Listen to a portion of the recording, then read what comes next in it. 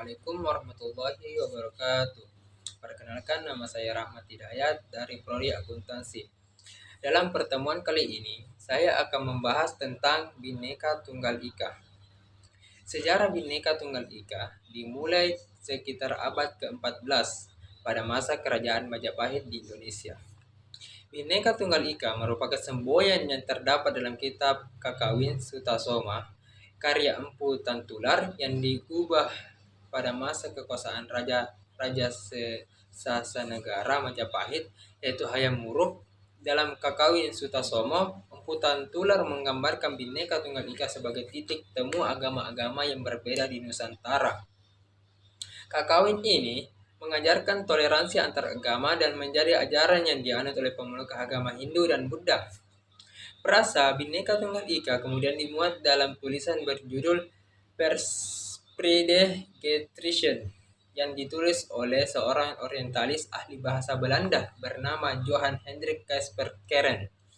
Tulisan ini dibaca oleh Muhammad Yamin sekitar 7 abad setelah Kakawin Sutasoma dibuat.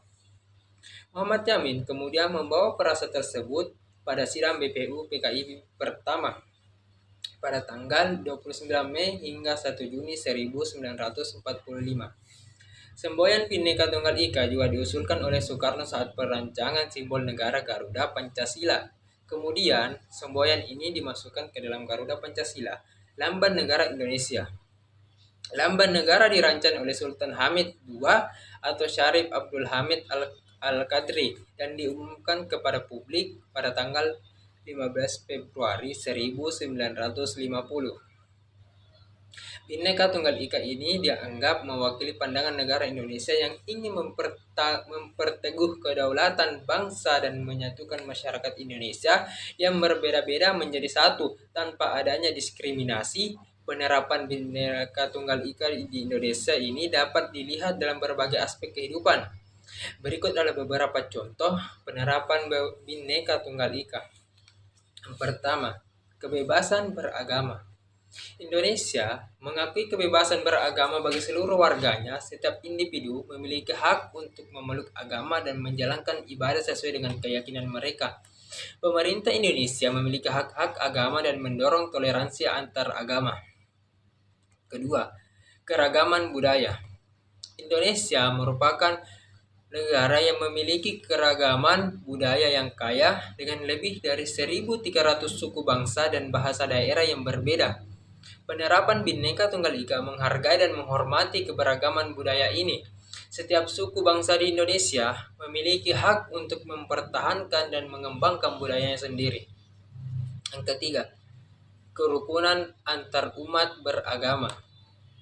Bhinneka Tunggal Ika juga tercermin dalam kerukunan antar umat beragama di Indonesia. Meskipun terdapat perbedaan agama, umat beragama di Indonesia hidup berdampingan dengan damai dan saling menghormati. Pemerintah dan masyarakat Indonesia secara aktif mempromosikan dialog antar agama dan kegiatan bersama untuk memperkuat kerukunan antar umat beragama.